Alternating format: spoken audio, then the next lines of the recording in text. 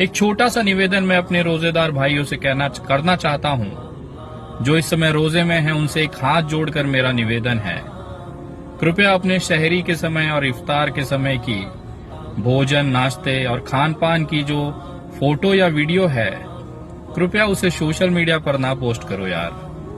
बहुत सारे ऐसे भी लोग हैं जिनको वो नसीब नहीं होता। बहुत सारे ऐसे भी लोग हैं जो केवल पानी पीकर ही अपना इफ्तारी करते हैं।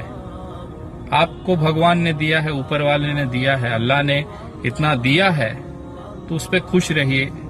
कृपया अपनी इस तरह की फोटो या वीडियो से किसी को आहत मत करो यार। मैं देख रहा हूं, लगातार फील्ड में हूं इस समय, बहुत सारे लोग आज भी 2 वक्त के निवाले के लिए तरस रहे हैं। आपने वो मुकाम हासिल किया, आपकी मेहनत से किया, उसके लिए ऊपर वाले को शुक्रिया करिए।